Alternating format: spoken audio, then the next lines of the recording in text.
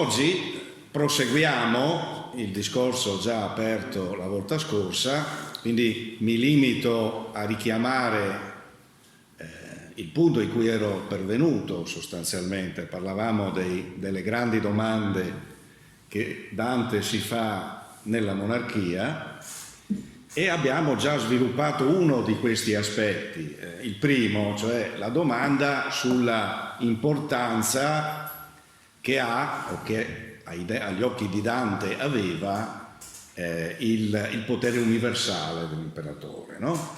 Abbiamo visto vari motivi e abbiamo anche detto che tipo di imperatore, no? Ricordate, Dante ha in mente e che tipo di potere soprattutto ha in mente, cioè un potere certamente enorme ma non assoluto con la A maiuscola, no? Ricordate i motivi per cui Dante non poteva aderire, come non aderisce il Medioevo, a questo tipo di idee.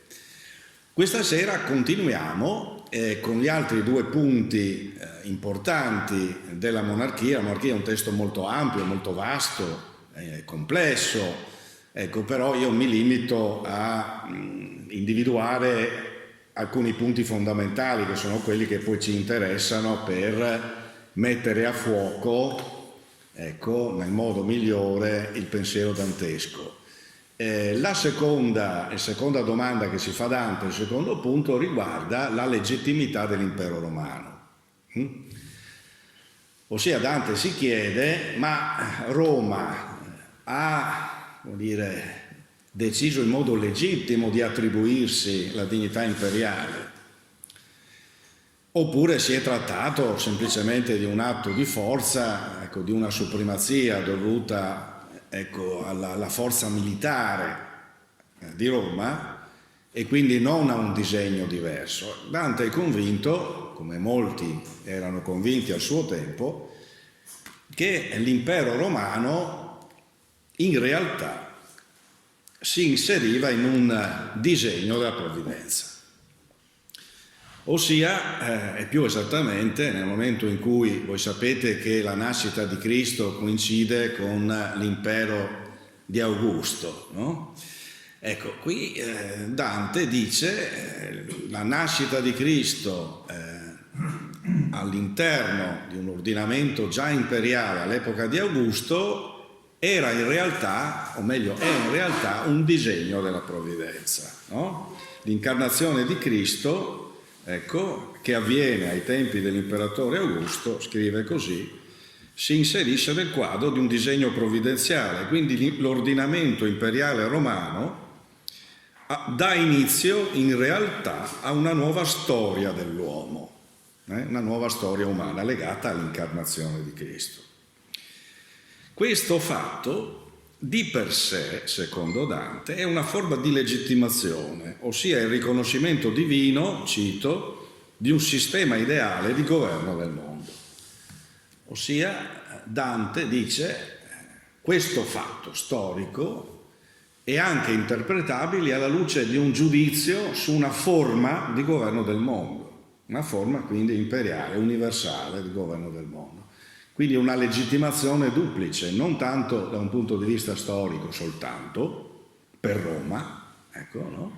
Ma più in generale come legittimazione ampia di una forma imperiale di governo del mondo, cioè una forma universale di governo del mondo.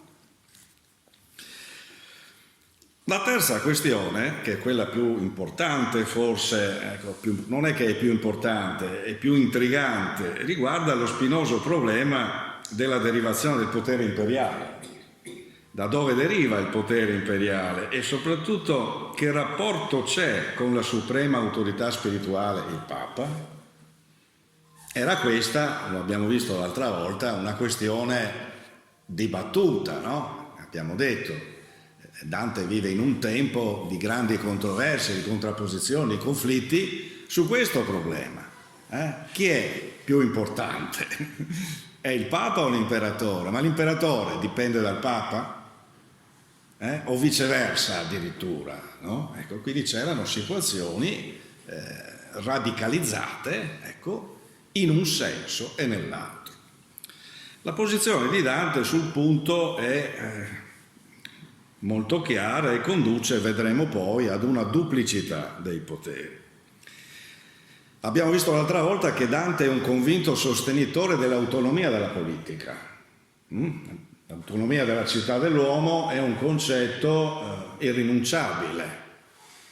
La città dell'uomo, dove l'uomo vive come comunità sociale, porta avanti dei progetti, dei programmi, cerca un bene che è un bene umano, essenzialmente. E questo la legittima in quanto tale, non ha bisogno di altre forme di legittimazione. Certo che non esistono solo i fini prossimi, esiste anche il fine ultimo. La vita dell'uomo, Dante da buon cristiano è pienamente convinto di questo, non può accontentarsi dei fini prossimi, cioè di quei fini che si realizzano all'interno di una realtà storica, sociale ben precisa, ma ha necessità di guardare a qualcosa di più grande, no? A un fine ultimo. Qual era il fine ultimo nell'antropologia cristiana? Il fine ultimo era la visione di Dio, era la felicità totale che l'uomo acquisisse nel momento in cui, ovviamente in una dimensione ultraterrena, potrà avere la visio Dei, quella visione di Dio che Dante cercherà anche nella commedia, poi vedremo, nel Paradiso, come momento culminante, no? Di assoluta felicità, di assoluta perfezione della vita umana. Naturalmente questa distinzione tra un fine ultimo e i fini prossimi conduce a un discorso molto chiaro. Qui leggiamo questo passo, no? Che si traduce dal testo latino del Monarchia. Se dunque l'uomo si trova in una posizione intermedia fra ciò che è corruttibile e ciò che non lo è necessario che egli abbia qualcosa di entrambe queste nature, dato che ciò che è intermedio ha qualcosa della natura degli estremi e quindi, o meglio, e poiché ogni natura è in funzione di un fine, ne consegue che il fine dell'uomo è duplice, perché è l'unico fra tutti gli esseri a partecipare sia della incorruttibilità sia della corruttibilità. Così è l'unico fra tutti gli esseri ad essere in funzione di due fini ultimi, uno in quanto è corruttibile, l'altro in quanto è incorruttibile. Cosa fa Dante? Elabora una interpretazione ancora più radicale. Non ci sono solo i fini umani prossimi, no? Come li ho definiti io, lo diceva anche San Tommaso pacificamente, ma c'è un fine ultimo umano e poi c'è un fine ultimo soprannaturale. Quando sono due i fini ultimi. Perché fa questo discorso? Perché poi, proprio in relazione alla duplicità dei fini, collocherà l'interpretazione dei due poteri universali. Ci sono due beatitudini, quindi, per Dante, da ricercare, da perseguire. La beatitudine di questa vita, della nostra vita umana, storica, concreta, finalizzata all'attuazione della virtù e che trova raffigurazione nel paradiso terrestre. Il paradiso terrestre raffigurerebbe il punto più elevato della possibile, di una perfezione ancora umana, quindi non ancora soprannaturale. Ma c'è anche una beatitudine della vita eterna che si realizza appunto nella visione di Dio. Dante poi aggiunge che le due felicità, si tratta di due diverse felicità, sono raggiungibili con strumenti diversi, distinti, l'uno dall'altro. E scrive così: a queste due forme di felicità, naturale e soprannaturale, come a due diverse conclusioni, si deve arrivare attraverso termini medi diversi. La prima la raggiungiamo attraverso gli insegnamenti dei filosofi, a condizione che li seguiamo agendo secondo le virtù morali e intellettuali, cioè c'è una beatitudine umana che si consegue esercitando la virtù umana, una virtù intellettuale, una virtù morale. La seconda, la felicità soprannaturale, richiede gli insegnamenti spirituali che trascendono la ragione umana, a condizione che li seguiamo agendo secondo le virtù teologali, cioè la fede, la speranza e la carità. E quindi c'è una beatitudine umana che si persegue direttamente, che è nel potere dell'uomo, ecco, potremmo dire, e che richiede però un esercizio di virtù intellettuali, virtù morali, senza le quali non si consegue questa felicità in realtà. E c'è una beatitudine diversa, beatitudine celeste, ultraterrena, chiamiamola come vogliamo, che richiede l'esercizio delle virtù teologali, cioè quindi la fede, la speranza e la carità, che diventano le tre virtù essenziali, vedremo anche poi nella commedia, attorno alle quali si gioca il destino dell'uomo, no? Come cristiano. Ecco allora la necessità di poter contare su una duplice guida, ecco, duplicità di fine, duplicità di guida, servono due guide, ognuna di esse è giustificata dallo specifico fine a cui si riferisce. Il Sommo Pontefice, che conduce il genere umano alla vita eterna secondo i dettami della rivelazione, il Sommo Pontefice ha una funzione puramente spirituale, che comincia a prendere piede, no? Questo tipo di interpretazione molto chiara, e che indirizza la felicità di questo mondo. Invece colui che indirizza la felicità di questo mondo deve seguire gli insegnamenti dei filosofi. Papato e impero, quindi, come forme ordinamentali, come forme universali, storiche, soddisfano alle esigenze antropologiche fondamentali dell'uomo. Rappresentano dei poteri legittimi, tutte e due, di cui l'uomo ha bisogno proprio in quanto da solo non sarebbe capace, non sarebbe in grado di perseguire effettivamente la sua felicità, anche a seguito, aggiunge Dante, del peccato originale, no? Voglio dire, tutto questo compare normalmente nell'antropologia cristiana. La natura umana è decaduta per effetto del peccato originale, quindi nonostante sia capace di molte cose ha limiti, e questi limiti se li porta un po' dietro, no? Nello sforzo che fa per realizzarsi, per essere felice, ecco, per realizzare un progetto umano, possiamo dire, nel suo complesso. È un'idea questa che risale al pensiero agostiniano sui limiti della natura dell'uomo, che Dante ha ben presente. In Dante c'è Agostino in molti punti, no? Coloro che hanno studiato la Divina Commedia in particolare hanno visto come in diversi momenti, ecco, all'interno delle tre cantiche, questa visione, che è una visione agostiniana, quindi che sottolinea, diciamo, più i limiti dell'uomo forse che le forze, ecco, è presente. Naturalmente Dante è convinto che l'uomo abbia la possibilità, esercitando la virtù, appunto intellettuale e morale, di superare, non completamente, ma in gran parte, questi limiti. Quindi c'è in lui, accanto a questa visione dell'uomo, che resta legata alla tradizione, c'è in lui anche un elemento che io definisco ottimistico, no? Sulle possibilità poi dell'uomo di fare qualcosa di importante, no? Che trae non da Agostino ma da Tommaso d'Aquino, perché alla fine, e questo lo sappiamo proprio da Dante, ce lo spiega Dante quando ci dice, trattando dei primi anni della sua vita, che seguì le scuole dei filosofi e seguì quella degli agostiniani, che erano chiaramente seguivano le dottrine di Agostino essenzialmente, no? Perché si riferivano a quel pensiero, ma anche le altre scuole, cioè quelle degli aristotelici, all'interno delle quali ovviamente la figura dominante era Tommaso d'Aquino. Quindi lui aveva presenti queste due grandi tradizioni, se le porta dietro, le completa all'interno della sua visione, le mette assieme. cerca di farle fruttare, ecco, io userei questo termine, in un modo o nell'altro, all'interno della sua visione umana e politica.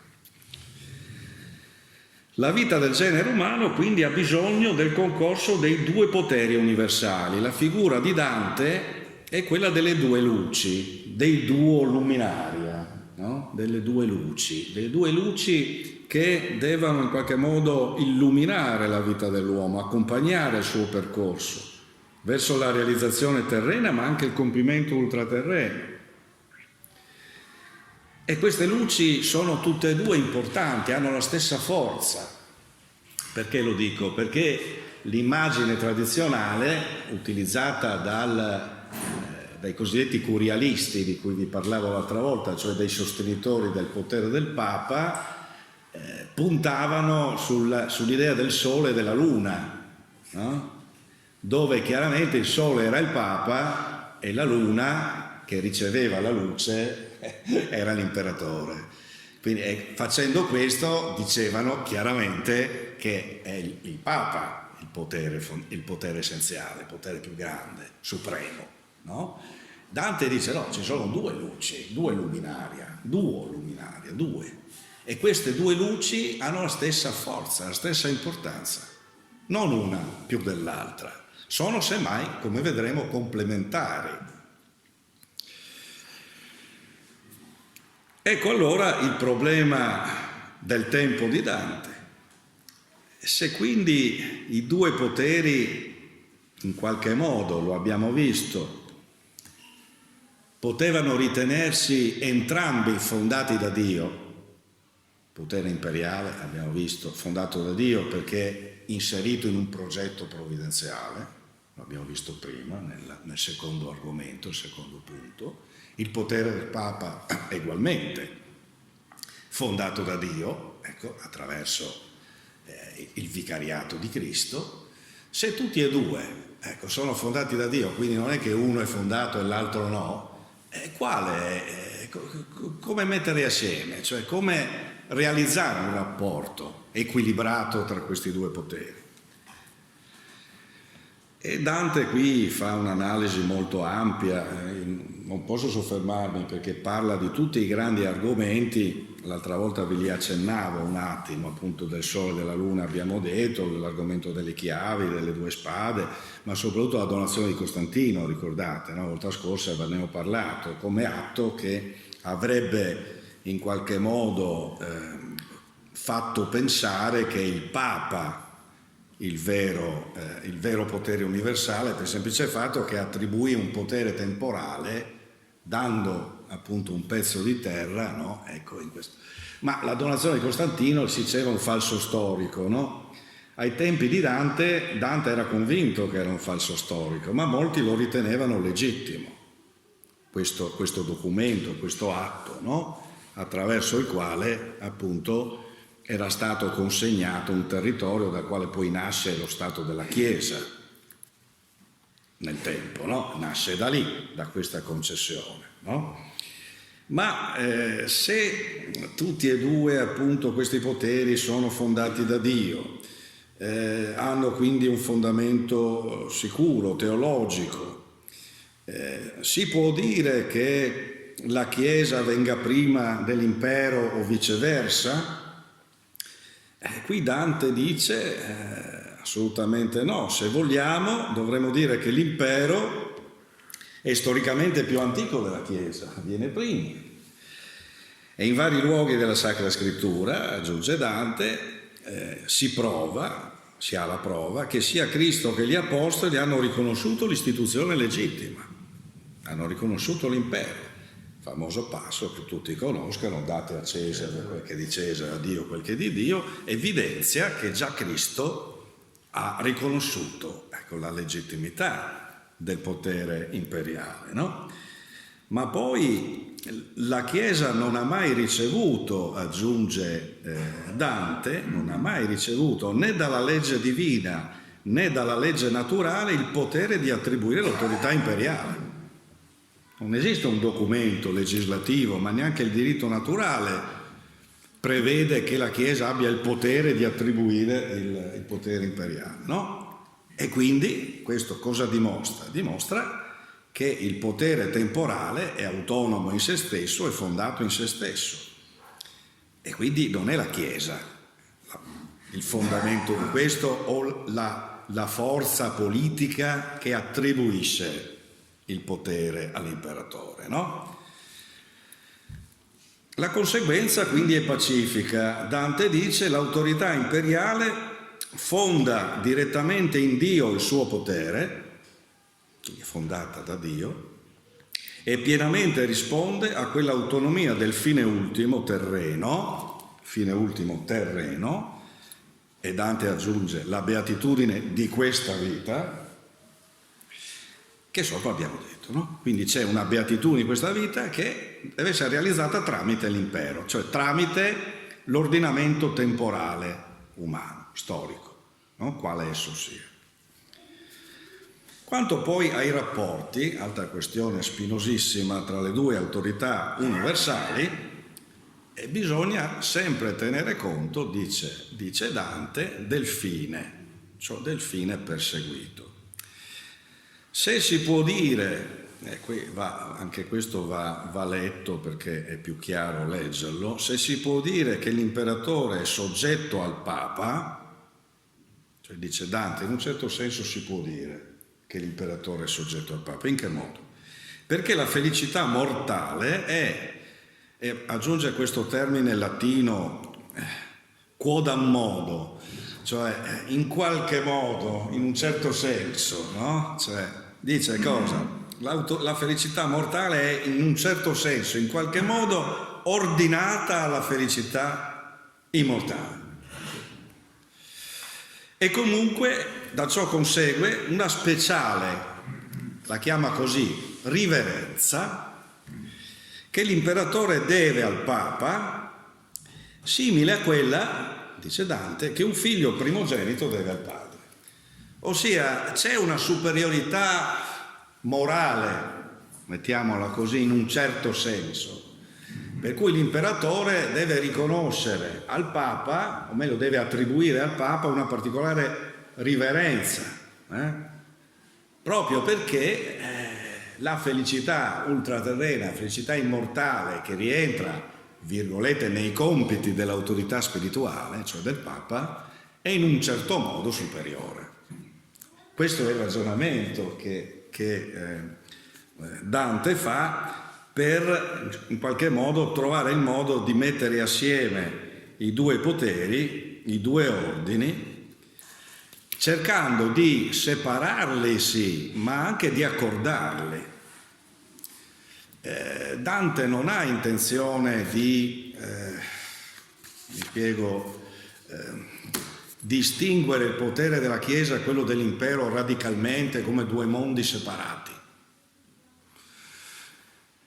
È ancora un uomo del Medioevo, rappresenta in pieno, e la commedia lo dirà in maniera sublime, un mondo che è un mondo convinto, assolutamente convinto, che tutto è ordinato teologicamente, che quindi l'ordine del mondo, l'ordine dell'universo, è un ordine teologico alla fine, all'interno del quale tutto viene ricollocato. È chiaro quindi che il potere spirituale, il Papa, ha un'importanza enorme da questo punto di vista, non è che possa essere semplicemente separato. Bisogna trovare il modo di coordinare i due fili, le due guide, come le chiama Dante, ecco, che devono cooperare, no? Un grande studioso della filosofia medievale di Dante, Etienne Gilson, francese Etienne Gilson, metteva in luce proprio questo aspetto, cioè l'esigenza della cooperazione dei due poteri. I due poteri devono cooperare all'interno di una visione del mondo che resta unitaria. Dante non ha mai immaginato un mondo diverso da quello che il Medioevo immaginava, un mondo teologico, fondato teologicamente, ecco, che si muove in tutti i suoi elementi all'interno di un disegno che resta teologico.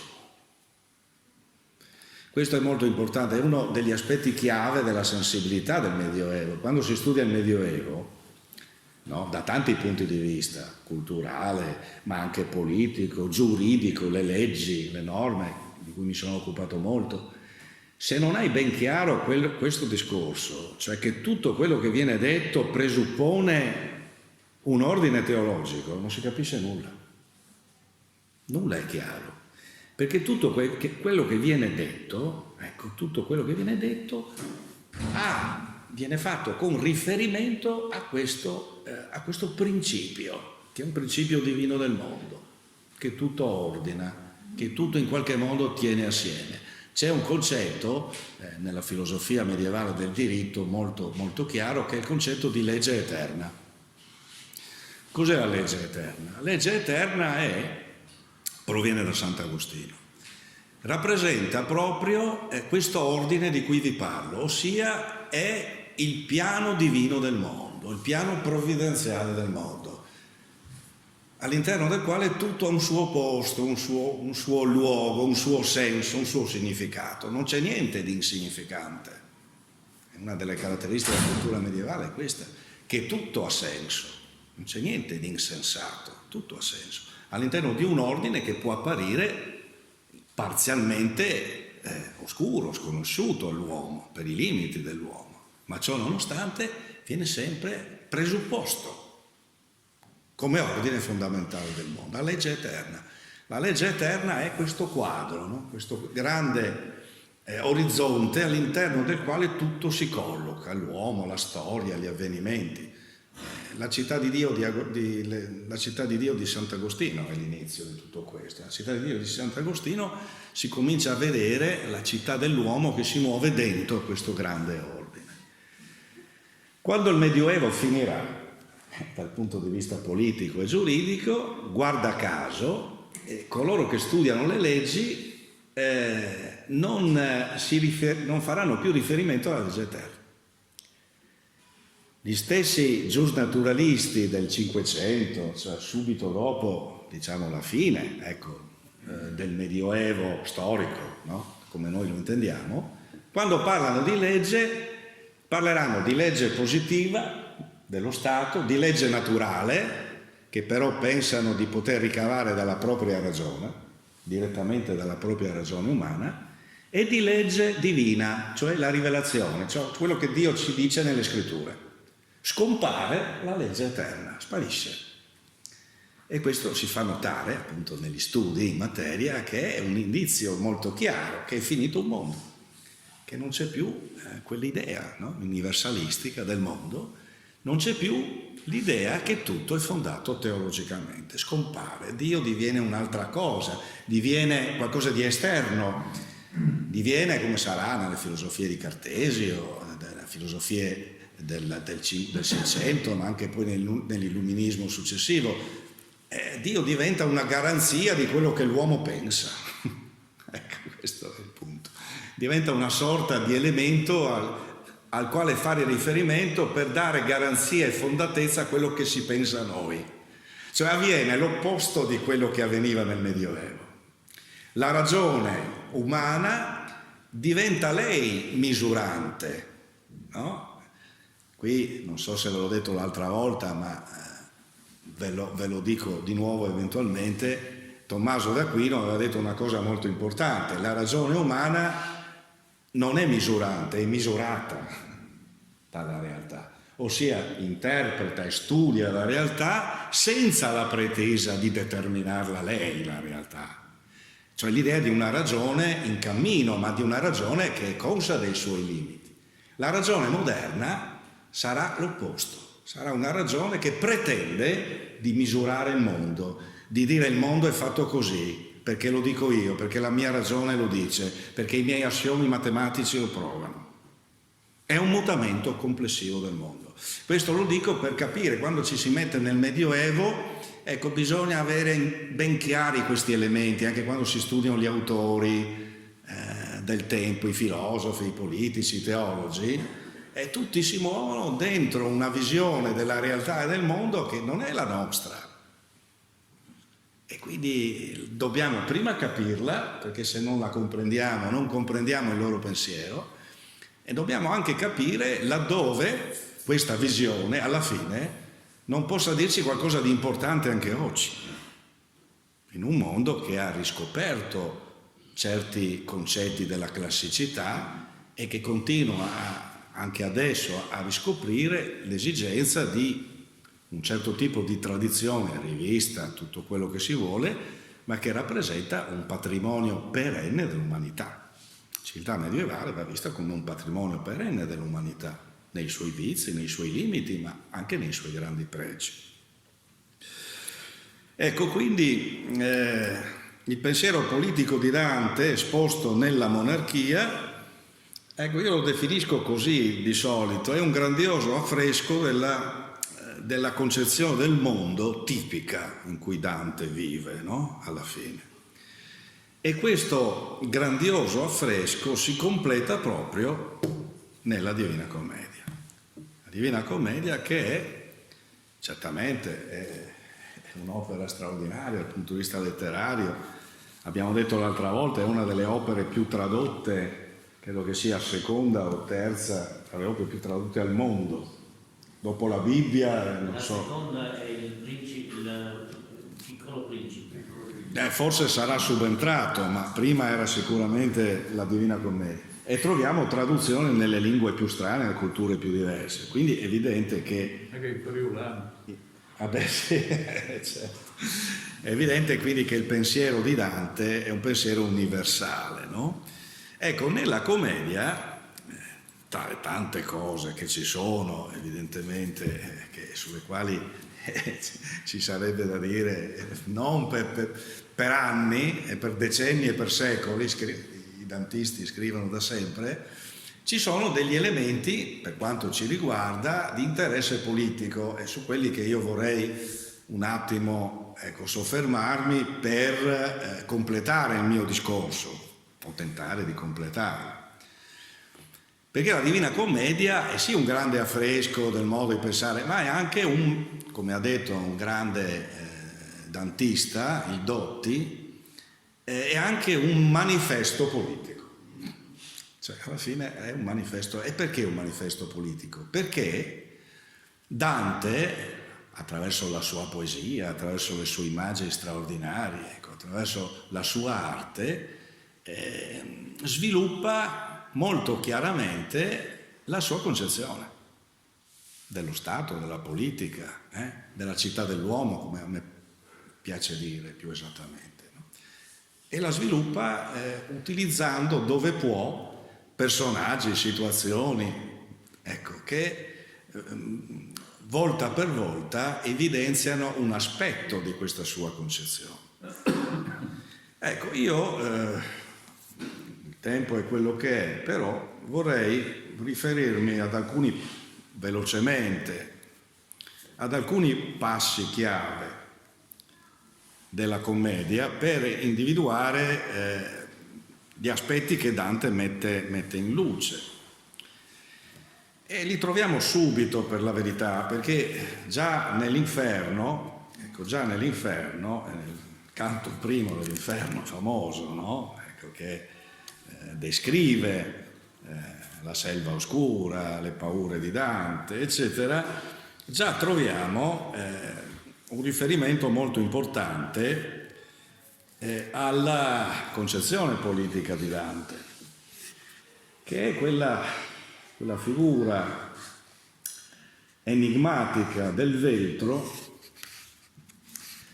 che Dante evoca come colui che insomma in qualche modo porrà fine a tutte quelle nefandezze che i poteri del tempo, ma soprattutto in questo caso non solo i poteri temporali ma anche il potere spirituale del Papa, avevano posto in essere. E questo veltro, il passo famoso, la terzina, molti sono gli animali a cui s'ammoglia, e più saranno ancora, infin che il veltro verrà e la farà morir con doglia, no? Di cosa parla? Parla della lupa, le tre fiere, no? Le tre fiere di cui parla Dante qui sono i tre grandi peccati, i tre grandi peccati dell'uomo, ma anche della società. Ecco, sono la superbia, sono la malizia, sono l'avidità, l'avidità, o meglio la cupidigia, come la chiama Dante, come voglia di possedere, di prendere, di avere a tutti i costi. E questo è un peccato, è il più grave peccato secondo Dante, perché è quello che si manifesta nei poteri, nel potere umano, temporale, ma anche nel potere spirituale, dove il desiderio di possesso, il desiderio di avere, il desiderio di essere più potenti è determinante. Il veltro, questa figura enigmatica, è colui che dovrebbe porre fine a tutto questo. Adesso non mi soffermo sulle interpretazioni. Ecco, c'è chi dice un imperatore, c'è chi dice ma si riferiva a un papa. In realtà io penso, come pensava molto bene Sapegno, che è stato un grande commentatore di Dante, che qui non si tratti di un imperatore o di un papa, si tratta di un progetto politico. Il progetto politico di Dante, che prevedeva i due poteri come li abbiamo visti prima, cioè due poteri che collaborano in quella che è la vicenda dell'uomo, collaborano nella vita e nella storia dell'uomo, ma ognuno dei quali svolge una funzione specifica e soprattutto nessuno dei due deve più avere come, diciamo, riferimento della sua attività questa sete di potere, questa libidine, questa cupidigia, che è il grande peccato che rovina tutto. Tornerà molto su questo Dante, tornerà molte volte su questo. E comunque il veltro è un cane da caccia. Il veltro è un cane da caccia nella sua immagine. C'è chi anche ha pensato a Can Grande della Scala, no? Dice, fa riferimento perché Can Grande della Scala aveva il cane nell'insegna, no? Nell'effigie. Però in realtà non è così, almeno... I domenicani avevano come simbolo il cane. Sì. Domenicani. Allora c'è chi dice, ma è l'imperatore Enrico VII, no, non è lui, ma è il Papa Benedetto XI. Ecco, ognuno ha detto la sua. Ecco, io sono tra quelli che pensa che invece si tratti di un discorso teorico, un discorso di programma, senza evidenziare una figura storica, ma evidenziare un progetto di società futura, sul quale poi Dante tornerà spesso. Ma i canti propriamente politici, ecco, ce ne sono anche altri, ma i canti propriamente politici sono i canti sesti. Il canto sesto dell'inferno, il canto sesto del purgatorio e il canto sesto del paradiso, no? In questi canti, ecco, che possiamo trattare solo rapidamente, è ovvio, in questi canti Dante critica le forme di potere del suo tempo. Vedremo che, per esempio, nel canto sesto, cominciamo da qui, dell'inferno, dove c'è questa figura di Ciacco, il goloso Ciacco, no? Figura come peccatore, no? Peccatore di gola, che però è l'occasione per Dante di criticare pesantemente la politica della sua città. Ciacco dice, tra l'altro, dice molte cose, no? Che si diceva prima con il professor Orsini, dice: la tua città è così piena di invidia, sì che ne trabocca il sacco. Seco mi venne in la vita serena, seco mi tenne in la vita serena. Voi cittadini mi chiamaste Ciacco per la dannosa colpa della gola, eccetera, eccetera. Ma quello che non è questo che ci interessa qui. È così piena di invidia che già trabocca il sacco. È una città invidiosa, cioè una città dove chiaramente coloro che governano per il bene proprio, per arricchire le proprie ricchezze a danno degli altri. Non solo, ma superbia, invidia ed avarizia, altro punto chiave, sono le tre faville che hanno i cuori accesi.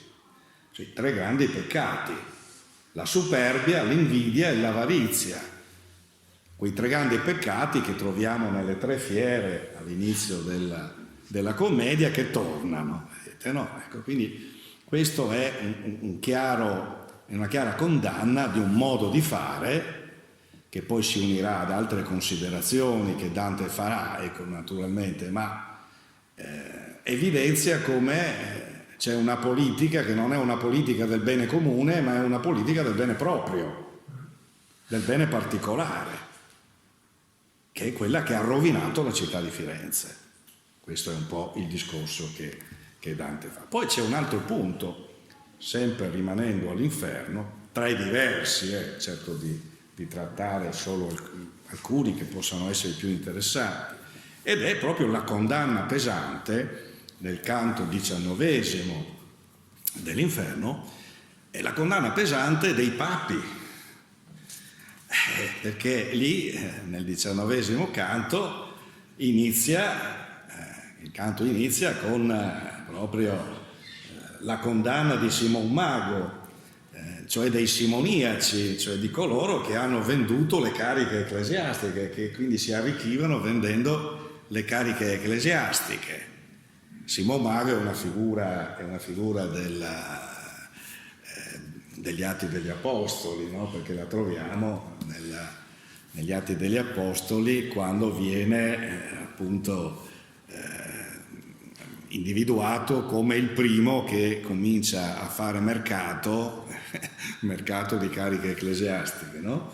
Ma sono i miseri seguaci che hanno fatto le cose più gravi, miseri seguaci che le cose di Dio, aggiunge Dante, che di bontate devono essere spese, ecco, voi rapaci per oro e per argento adulterate. Cioè le cose di Dio, ecco, che sono sacre, voi le adulterate, cioè le rovinate, no? Le rovinate per oro e argento, cioè per arricchirvi. Questa è la simonia, questo è il grave peccato di simonia, del quale secondo Dante, sono colpevoli molti papi. E qui proprio nel canto 19 ci sono varie figure di papi, ecco, nelle quali evidentemente si dice tutto questo, no? Qui c'è già Lutero, Sì. E poi, sempre nel canto 19, di nuovo la condanna della donazione di Costantino, di nuovo la capo. Ai Costantin di quanto mai fumatre, non la tua conversione, non la conversione al cristianesimo, ma quella dote che da te prese il primo ricco patre, cioè quella dote che il primo papa ha avuto da te, che tu gli hai dato, da cui hai iniziato un potere temporale che poi è aumentato, eccetera, eccetera, no? Quindi come vedete c'è questa ulteriore, ma ci sono anche altri elementi ovviamente importanti su questo. Se noi, lasciando un attimo da parte questo, andiamo al Purgatorio invece, ecco, anche qui troviamo un sesto canto molto interessante, che qui è rivolto non alla città di Firenze, ma all'Italia nel suo complesso, all'Italia, no? E ci sono parole pesantissime, ecco, che sono famose da questo punto di vista. La frase spesso ricordata, qui il personaggio chiave è Sordello, ecco, il personaggio di Sordello, che porta avanti un'invettiva molto, molto forte. Ai serva Italia di dolore ostello, nave senza nocchiere in gran tempesta, non donna di province ma bordello. Pesantissima, no? L'espressione, no? L'Italia che è diventata un bordello, cioè ormai dove la confusione.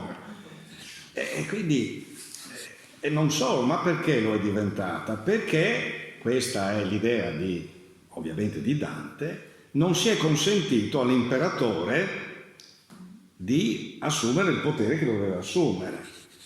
E infatti dal versetto 91, troviamo scritto: hai gente che dovreste essere devota e lasciar seder Cesare l'imperatore in la sella, se bene intendi ciò che Dio ti nota, cioè se intendi chiaramente qual è il progetto divino. Guarda come esta fiera è fatta falla, per non essere corretta dagli sproni, poi che ponesti mano alla predella. Cioè l'immagine è molto chiara, il cavallo senza cavaliere, no? Il cavallo senza cavaliere è un cavallo che va per conto suo, ormai disordinato, cioè senza scopo. Non ha più il cavalcatore, cioè non a caso nella monarchia l'imperatore a un certo punto è definito anche il cavalcatore, cioè colui che cavalca il cavallo, no? Ecco. Ma chi cavalca cosa fa? Usa gli sproni, no? Usa gli sproni per dirigere il cavallo, cioè per farlo andare in un modo piuttosto che in un altro. Qui invece siamo di fronte, dice, a un cavallo ormai che va per conto suo, che nessuno guida più, che nessuno è in grado di controllare.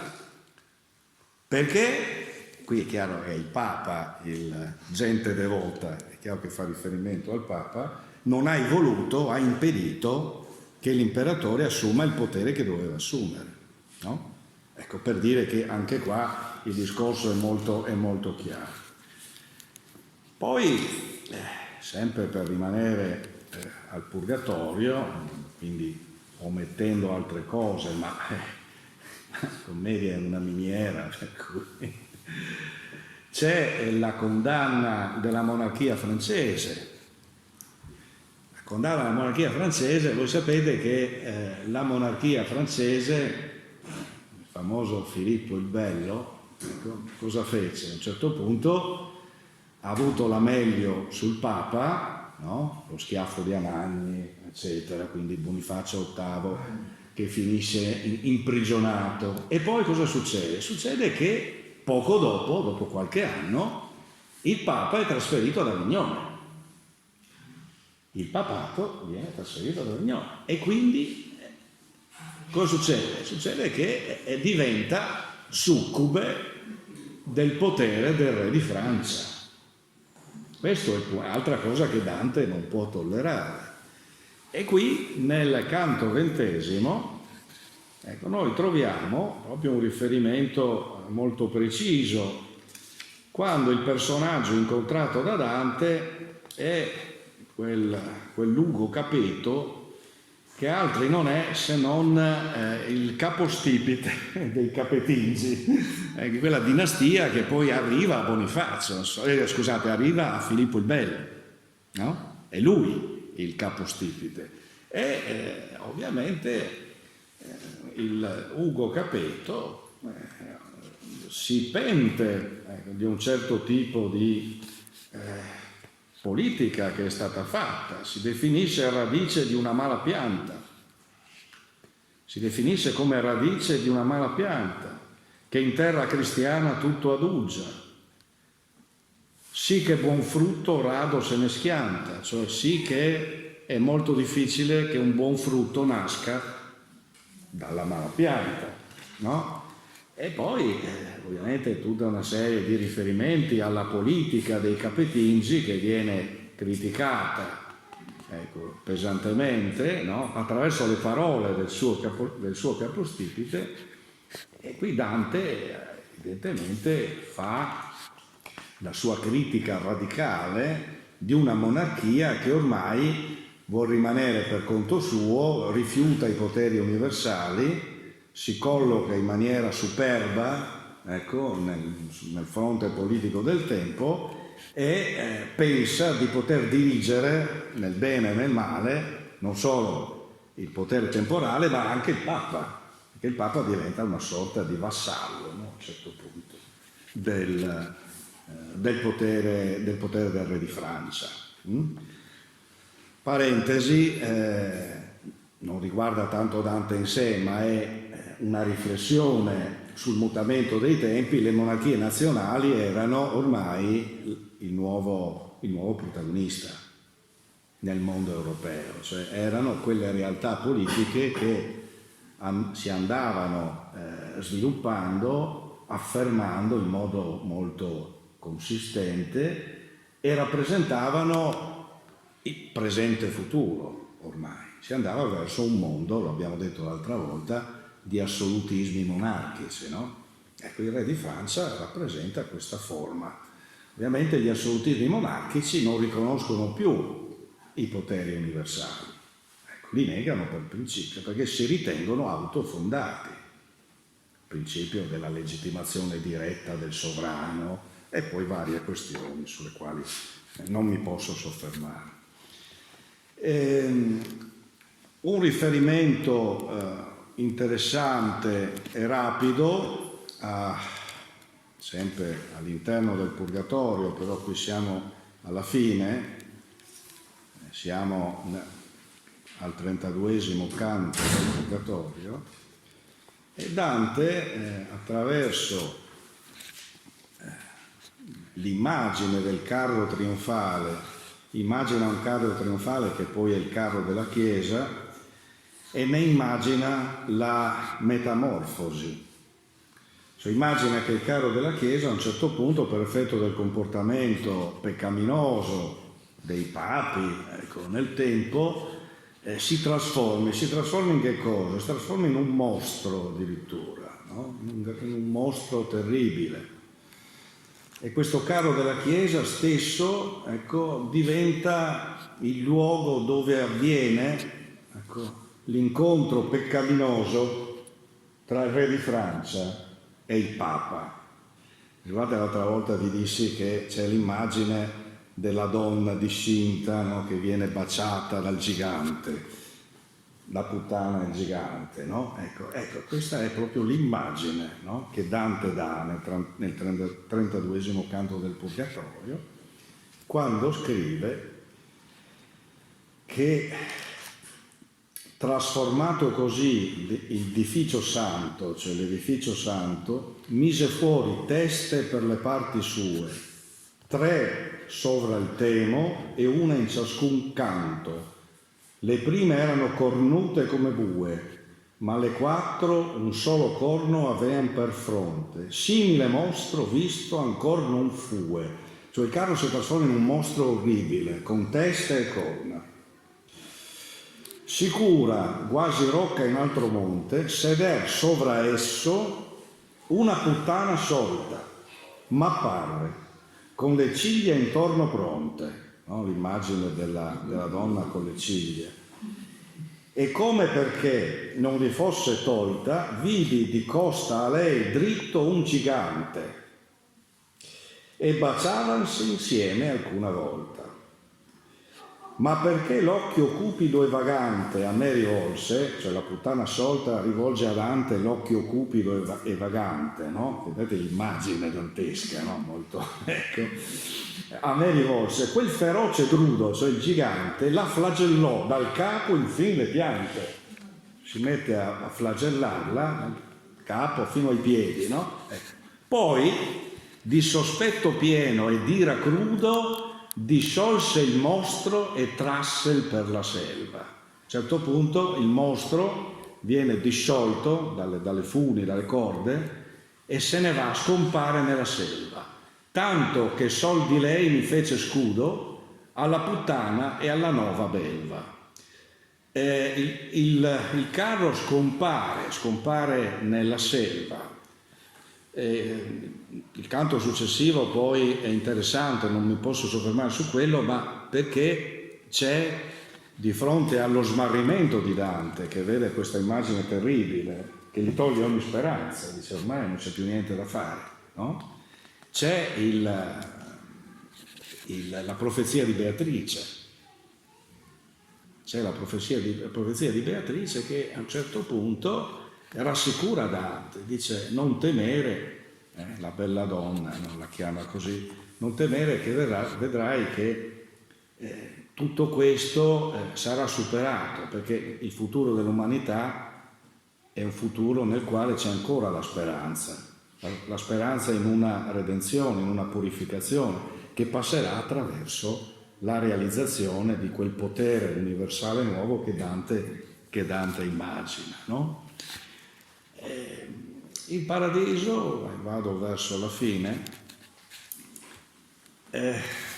anche qui prevede vari passi interessanti. Io ve ne indico solo due: il solito canto sesto, che è il canto politico, come vi ho detto, no? Tutti i canti sesti sono antipolitici, dove qui Dante non si occupa più di città o di nazione, si occupa di impero, cioè il suo riferimento ormai è all'impero universale. Ed è il canto dove si fanno le lodi di Giustiniano, il grande imperatore, no? E soprattutto si immagina il ritorno di un potere imperiale forte, sicuro di sé, conscio, ecco, del valore che ha, in un'ottica che è un'ottica di redenzione del mondo, in buona sostanza, no? Ecco, non mi soffermo su questo, ma c'è il riferimento molto importante appunto al fatto che questa nuova visione dell'impero, e quindi questa nuova forza imperiale capace di affermarsi sulle orme di Giustiniano, sulle orme quindi di un'idea dell'impero non solo legittima ma anche autorevole, è l'unico modo, l'unico sistema attraverso il quale, ecco, il mondo può ritrovare la viva giustizia, l'ordine, eccetera, eccetera. Un'ultima cosa, ultima ma non ultima, ce ne sarebbero molte, ma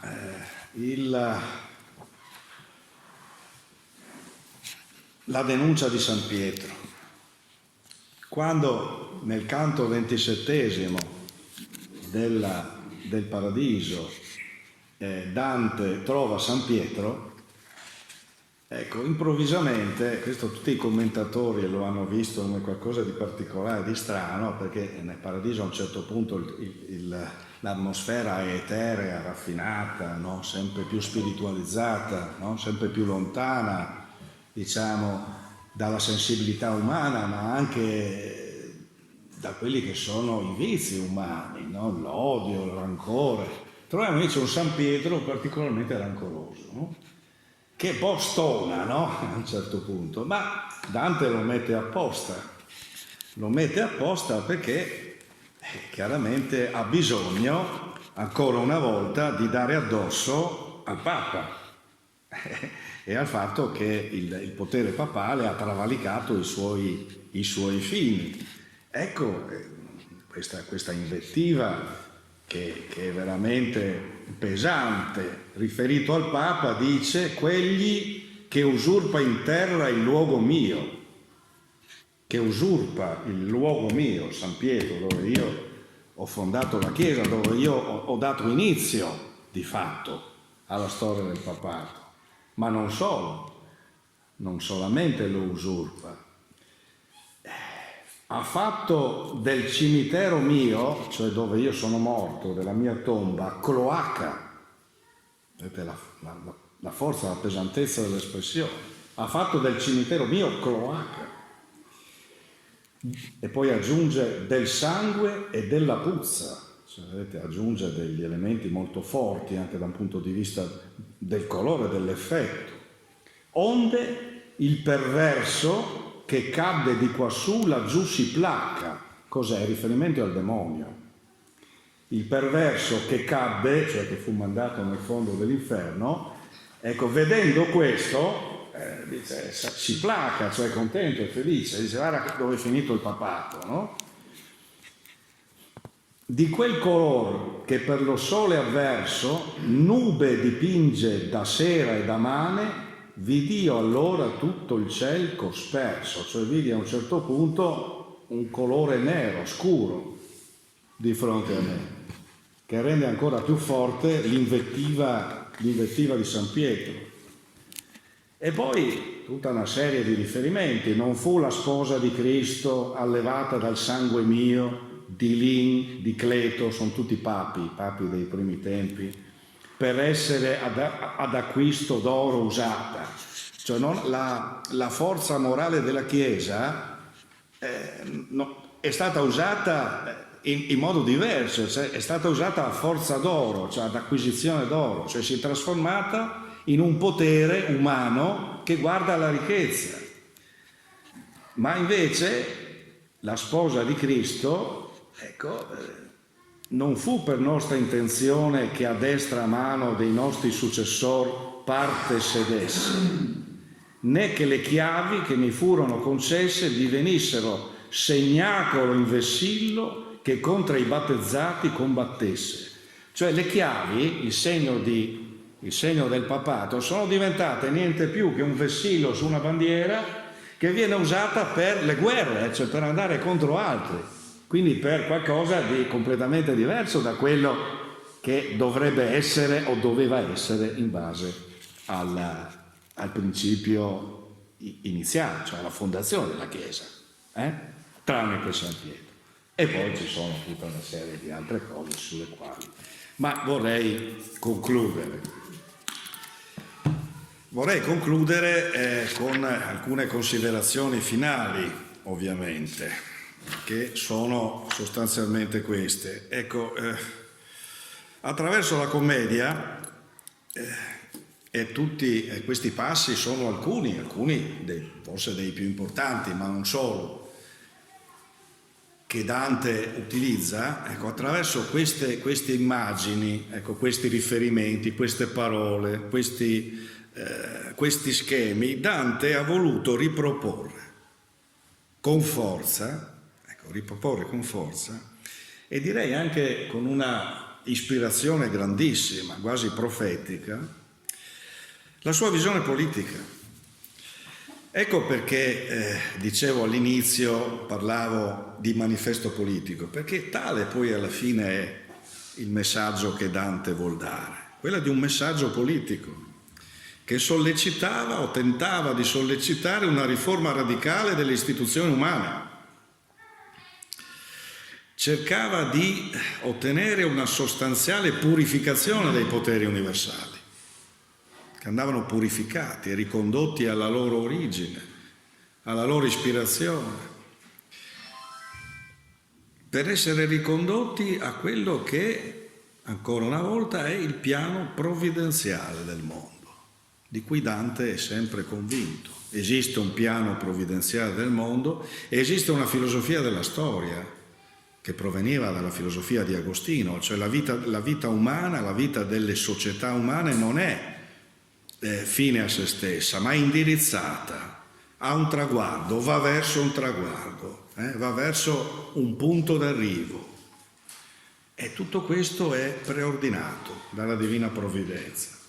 Solo un ordine terreno, quindi, caratterizzato da un'autorità temporale virtuosa ed dedita al servizio degli uomini, quindi un'attività virtuosa e dedita al servizio degli uomini. Ricordate che l'imperatore, l'ho detto l'altra volta, per Dante è il servitore dei servitori, cioè è una figura completamente diversa da quella che potremmo immaginare, no? L'abbiamo detto.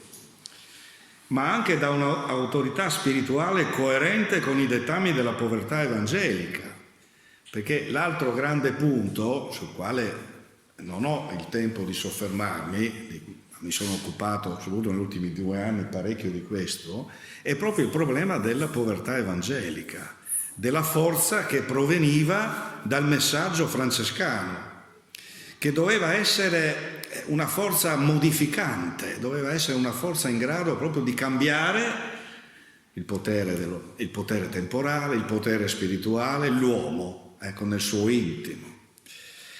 E soprattutto solo così, secondo Dante, l'umanità, il genere umano, Dante parla sempre di genere umano, cioè parla sempre in universale, non parla di un uomo, parla di genere umano. Solo così il genere umano può tentare o sperare di avvicinarsi a quell'ordine cosmico che corrisponde all'armonia della creazione, ossia Dio ha creato un mondo armonico. L'ordine del mondo e l'ordine dell'universo ha una sua struttura, lo abbiamo detto, ma soprattutto realizza un'armonia. L'uomo distrugge questa armonia, mette in discussione questa armonia. Perché lo fa? Perché crede di essere lui l'artefice e trasferisce questo suo delirio di onnipotenza a livello politico, ma anche a livello spirituale. L'uomo si trasforma in Dio, prende il posto di Dio. Questo è il massimo disordine. Tutto questo, dice Dante, è espressione di un orgoglio dell'uomo che deve essere assolutamente abbattuto.